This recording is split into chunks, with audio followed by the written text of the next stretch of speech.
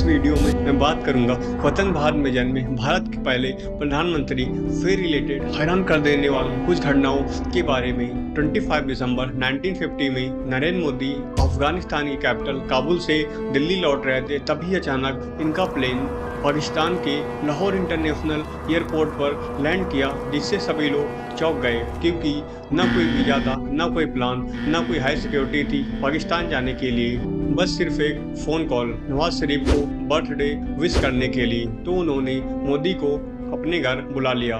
विवादों की लंबी लिस्ट थी दोनों देशों के पास, लेकिन मोदी ने सारे प्रोटोकॉल्स को फाइट करते हुए नवाज शरीफ के हेलीकॉप्टर में बैठकर उनके पुश्तैनी घर के लिए रवाना हो गए। रोशनी में नहाया हुआ नवाज शरीफ का घर और उनके बर्थडे सेलिब्रेशन में पहुंचे नरेंद्र मोदी। ये कोई पहले प्राइम मिनिस्टर नहीं थे पाकिस्तान जाने वाले। ठीक 16 साल पहले ex prime minister Atal Bihari Vajpayee ji भी बस से पाकिस्तान गए थे। उस समय भी पाकिस्तान के वजीर आजम नवाज शरीफ ही थे।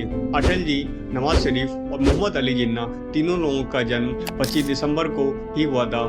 लेकिन नरेंद्र मोदी के पाकिस्तान जाने से क्या हुआ, वही पहले की तरह दोस्ती के नाम पर धोखा, जैसे अटल जी के पाकिस्तान जाने के बाद हुआ था। लेकिन मासूम बच्चे जिनका ब्रेन वॉश करके और ट्रेनिंग देके उनको टेररिस्ट बना देते हैं और उनको यह भी बताते हैं कि अगर इसमें तुम्हारी जान चली गई तो तुम्हें जन्नत नसीब होगी। ऐसा लगता है कि जन्नत उन्हीं के हाथ में है, किसको देना है और किसको नहीं देना है। चाहे 26/11 का ताज अटैक हो या पुलवामा अटैक, सभी को अंजाम वेल ट्रेंड यंग यूथ ने ही दिया।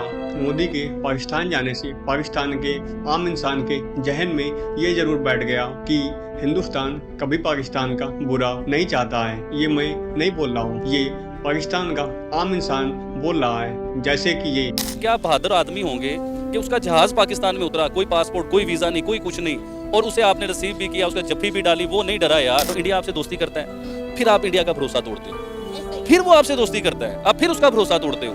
या पाकिस्तान के रिलेशन की बात हो ही रही है, नरेंद्र मोदी की पत्नी के साथ रिलेशन को कैसे भूल सकते हैं, क्योंकि शादी के बाद ये दोनों लोग अलग हो गए थे। जब इनकी पत्नी जसोदाबेन मोदी से पूछा गया इनकी शादी के बारे में, तो उन्होंने बताया कि हम दोनों लोग शादी के बाद कुछ ही दिन साथ रहे। उसके बाद जब मैं ससुराल जाती थी तब मुझको ये वहाँ पर नहीं मिलते थे, क्योंकि ये अपना समय ज़्यादातर आरएसएस की संस्थाओं में व्यतीत कर देते थे। इसलिए मैंने भी कुछ दिनों के बाद ससुराल जाना बंद कर दिया। और इनकी पत्नी ये भी बताती हैं कि वो मोदी की फोटो की पूजा भी करती हैं, क्योंकि भारत में पति को परमेश्वर, पत्नी को देवी का रूप माना जाता है। जब नरेंद्र मोदी से उनकी पत्नी के बारे में पूछा गया तब उन्होंने कहा कि मैं मानता हूँ कि एक अकेला इंसान अन्याय के खिलाफ ज़्यादा अच्छे से लड़ सकता है पारिवारिक इंसान के मुकाबले, क्योंकि उसके पास चिंता करने के लिए उसका परिवार नहीं होगा। नरेंद्र मोदी ने शादी तो अपनी पत्नी से की थी, लेकिन प्यार ये अपने काम से ज़्यादा करते थे,